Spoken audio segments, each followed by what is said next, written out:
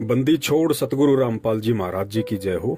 परमात्मा की सभी प्यारी आत्माओं को हम सभी सत्सेवकों का सत्साहेब। पुण्यात्माओं, सत्संगों का सार नंबर 23। और परमेश्वर ने इस 2 मिनट के सत्संग में इतनी बड़ी गुत्थी को सुलझा दिया है, जिस अनसुलझी गुत्थी को लेके पूरा भगत समाज काल एजेंट सतलोक आश्रम मैनेजमेंट हरियाणा के चंगुल में फंस के भ्रमित है। वो निर्णय नहीं कर पा रहे कि क्या सही है और क्या गलत है, और यदि कोई निर्णय करने की कोशिश भी करता है तो उन्हें चुप करा दिया जाता है, ये कहकर कि गुरुजी का आदेश नहीं है, ज्यादा ज्ञानी मत बनो, अपने आप को विद्वान मत समझो, परमात्मा ने जो कह दिया वो फाइनल है। देखिए, परमात्मा ने जो कह दिया वो तो फाइनल है, लेकिन जो परमात्मा के अलावा किसी जीव ने कह दिया वो तो फाइनल नहीं हो सकता। और उसके खिलाफ भी यदि कोई भगत जानकारी हासिल करना चाहता है या आवाज उठाता है तो फिर उसको जबरन गुरुजी के आदेश का भय दिखा के डरा दिया जाता है, वो बेचारा चुप हो जाता है। तो परमेश्वर इस सत्संग में यही बात हमें समझाना चाह रहे हैं कि पुण्यात्माओं, आज से पहले ठीक इसी तरह ये जो नकली धर्म गुरु थे, संत महंत थे, इन लोगों ने झूठी विद्वता के चलते तुम लोगों को ऊपर नहीं आने दिया। और हमेशा उन्होंने यही कहा कि परमात्मा का जो मार्ग है, यानी जो भक्ति मार्ग है, वो तर्क वितर्क का विषय नहीं है, वाद विवाद का विषय नहीं है, उस पर चर्चा नहीं होनी चाहिए, हमने जो बोल दिया वो फाइनल है। ठीक यही स्थिति वर्तमान में सतगुरु रामपाल जी महाराज जी के सत भक्ति मार्ग में जबरन भक्ति के ठेकेदार बने हुए सतलोक आश्रम मैनेजमेंट हरियाणा वालों की है। संगत को इनका यदि कोई भी आदेश ज्ञान विरुद्ध लगता है, इनका कोई भी कर्म ज्ञान विरुद्ध लगता है, और भगत जब इनसे सवाल करते हैं तो ये ठीक वही बात कह के चुप कर देते हैं कि ज्यादा ज्ञानी मत बनो, गुरुजी का आदेश है, जो गुरुजी ने कह दिया वो फाइनल है, इससे आगे हमने कुछ नहीं सोचना। लेकिन परमेश्वर क्या कह रहे हैं, खुद सतगुरु देव जी क्या कह रहे हैं, स्पष्ट कर दिया परमेश्वर ने कि मूर्ख हैं वो लोग जो ये कहते हैं कि परमात्मा का मार्ग यानी भक्ति मार्ग तर्क वितर्क का विषय नहीं है।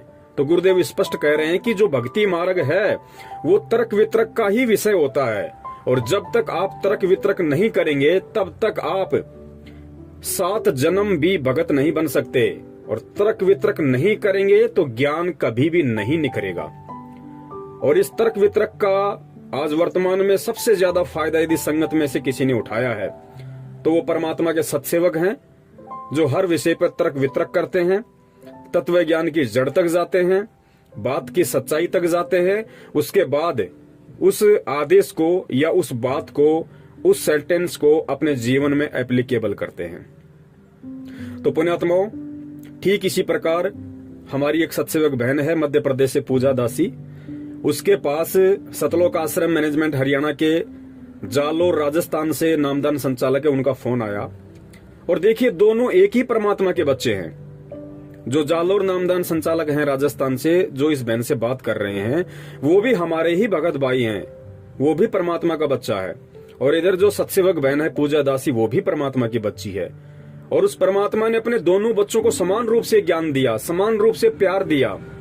लेकिन देखिए, फिर भी रात दिन का अंतर दोनों की सोच में, दोनों की समझ में, दोनों के ज्ञान ग्रहण करने की स्थिति में कितना अंतर है। ऑडियो आप स्वयं सुन लीजिए और सुन के आप स्वयं निर्णय करना कि वास्तव में वर्तमान में विशेषकर ज्ञान आधार को लेके यदि संगत में किसी के ऊपर दया है तो केवल सत्सेवकों के ऊपर है।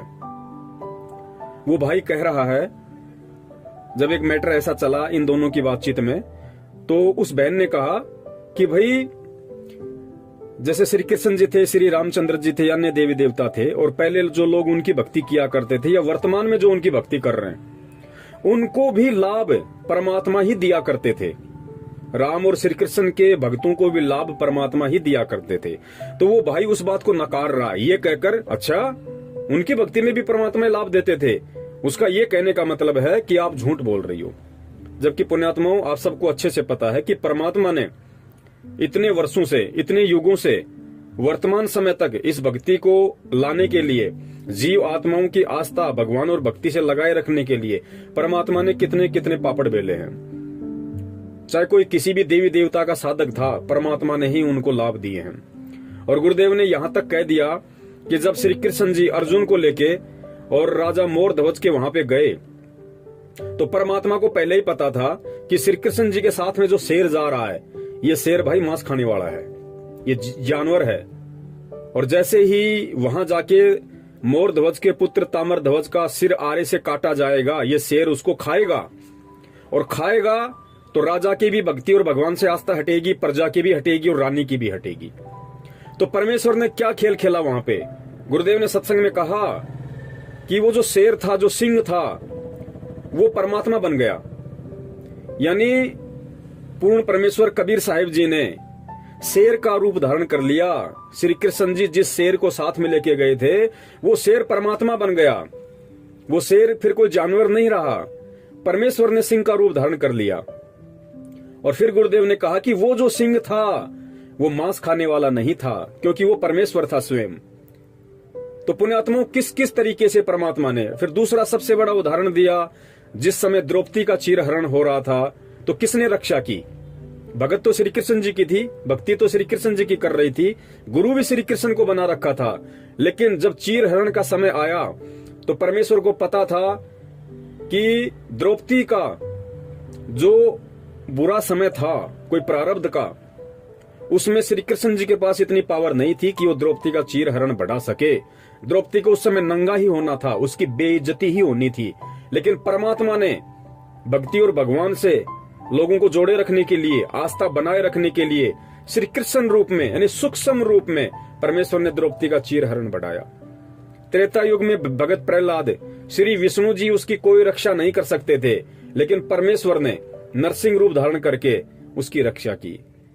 मीराबाई, जो श्री कृष्ण जी अपने जीवन की समाप्ति जहर लगे हुए तीर से करते हैं, यानी श्री कृष्ण जी की खुद की मौत जहर लगे हुए तीर से हुई, वो श्री कृष्ण मीरा के जहर को कहां से अमृत बना देगा? लेकिन फिर किसने बनाया? परमात्मा कबीर साहिब जी ने बनाया। तो देखिए कितना अंतर है। सतलोक आश्रम मैनेजमेंट हरियाणा के पीछे अंधे होके चल रहे भक्तों में, और एक सत्सेवक जो परमेश्वर के ज्ञान को आधार बना के चलते हैं, दोनों में रात दिन का अंतर है। तो पुण्यात्माओं, अब आप ये ऑडियो सुनिए, और ऑडियो सुनने के बाद में फिर आप पूर्ण परमेश्वर सतगुरु रामपाल जी महाराज जी का एक 2 मिनट का सत्संग सबके लास्ट में वो सुनिए कि परमेश्वर कितना स्पष्ट किए दे रहे हैं कि बच्चों, भक्ति मार्ग तर्क वितर्क का विषय है। जब तक आप तर्क वितर्क नहीं करोगे, और भगत तर्क वितर्क कब करेगा? जब उसको कोई भी बात, कोई भी आदेश, कोई भी कर्म अपने गुरु या परमात्मा के विधान के अनुसार नहीं लगेगा, तभी तो वो पूछेगा, सवाल करेगा। और जब वो तर्क वितर्क करता है तो उसको ये कह के चुप कर दिया जाता है कि तू गुरुद्रोहियों के संपर्क में है, लगता है तू पवन के संपर्क में है, लगता है तू सत्सेवकों के संपर्क में है, तेरा नाम खंड हो गया, तेरी अर्जी गुरुजी से लगा देंगे। और गुरुदेव क्या कह रहे हैं कि बच्चों, भक्ति मार्ग तर्क वितर्क का विषय है। जब तक तुम तर्क वितर्क नहीं करोगे, तब तक तुम 7 जन्म भी भगत नहीं बन सकते, तुम्हारा ज्ञान कभी भी नहीं निकलेगा। तो पुण्यात्माओं, ये सारी चीजें सुन के और आप स्वयं निर्णय कीजिए कि आपको परमेश्वर की जो रजा में राजी हैं, जो परमेश्वर के आशीर्वाद युक्त हैं, उन सत्सेवक भाई बहनों की संगति करनी है, या आपको इन काल एजेंट सतलोक आश्रम मैनेजमेंट वालों के पीछे अंधे होके चल के परमात्मा को भी दुखी करना है और खुद भी अज्ञानता रूपी गहरे कुएं में डूबे रहना है। ये निर्णय आपने स्वयं करना है। हम सत्सेवकों की सेवा है परमेश्वर के ज्ञान आधार से, हम स्वयं भी मर्यादा में चलें, ज्ञान आधार से चलें, और हर संभव जितना हो सके जो हमारे भ्रमित भगत भाई बहन हैं उनका भी हम मार्गदर्शन करें। ये सार्वभौमिक आदेश हैं गुरुदेव के, और शंका समाधान के माध्यम से परमेश्वर ने हम सभी सत्सेवकों को वो सेवा दी हुई है, और हम परमेश्वर के निमित्त होके, सतगुरु के आशीर्वाद से उनके निमित्त होके हम तन मन से इस सेवा को करने की पूरी कोशिश कर रहे हैं और करते रहेंगे। सत साहिब, जय हो बंदी छोड़ की।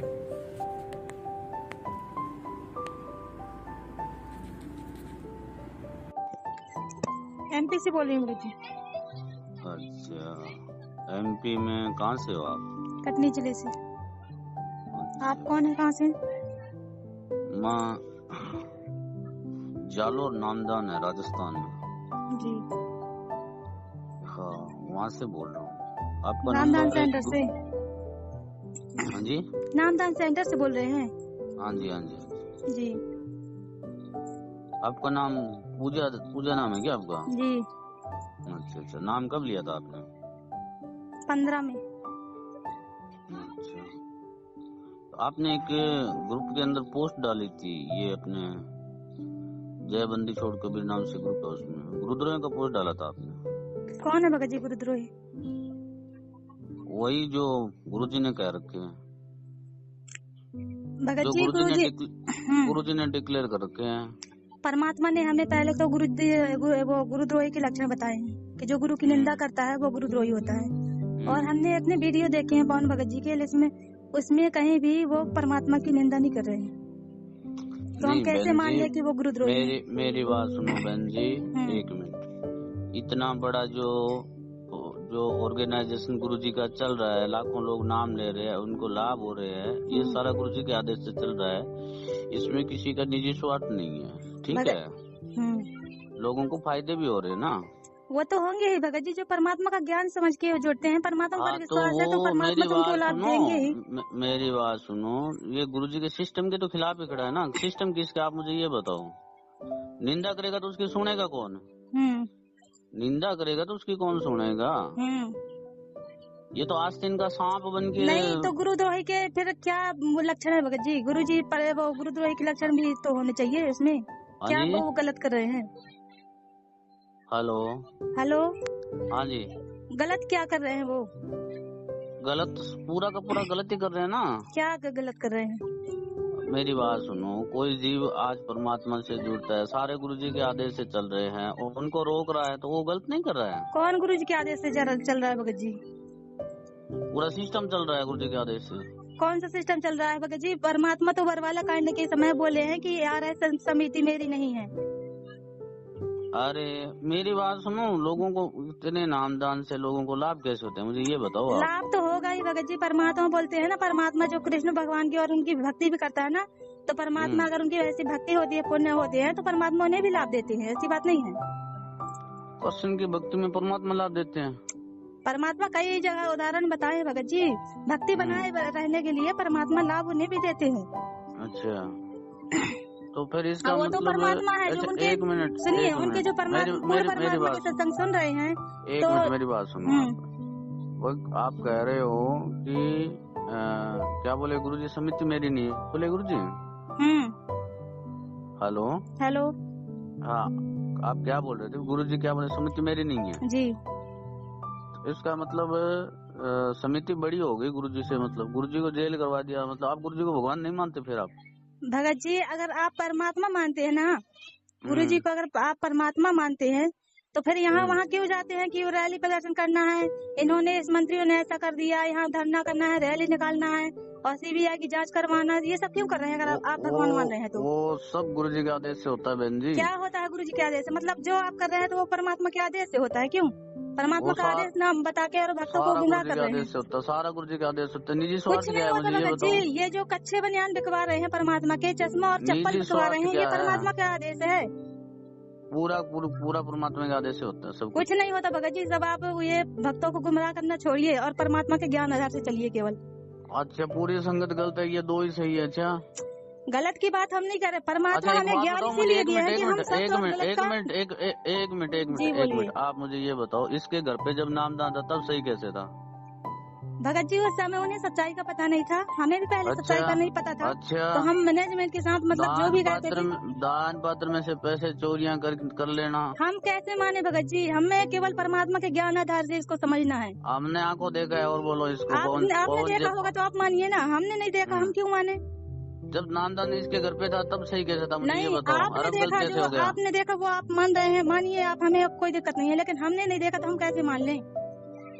हम जो देखेंगे वही मानेंगे, अपने आंखों से जो देखेंगे ना। परमात्मा कहते हैं जब तक ना देखे निज नैना तब तक ना माने गुरु की बहना। परमात्मा इतने प्रमाण हमें दिखाए हैं इसीलिए कि जिसमें से हम बिना देखे किसी की बातों पर।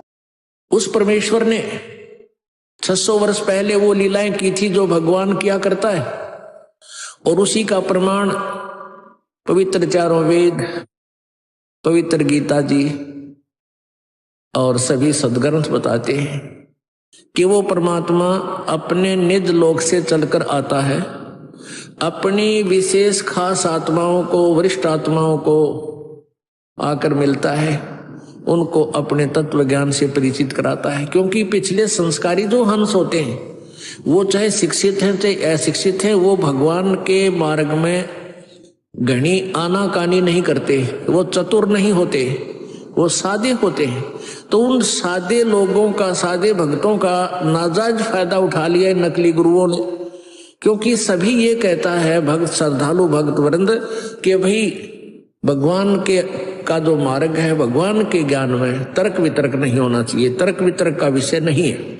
जबकि कबीर जी ये कहते हैं कि भगवान का मार्ग तर्क वितर्क का विषय है। जब तक आप तर्क वितर्क नहीं करोगे, आप भगत 7 जन्म नहीं बन सकते, क्योंकि अज्ञान से परिपूर्ण हो चुके हो आप, और तर्क वितर्क से वो ज्ञान निखरेगा, सच्चाई सामने आएगी। तो हम जितना भी ज्ञान आज तक स्वीकार किए हुए थे, सुने हुए थे, वो सारा ही विपरीत था। तो जिस कारण से हम अपने लोक नहीं जा सके जहां हम सदा सुखी रहते।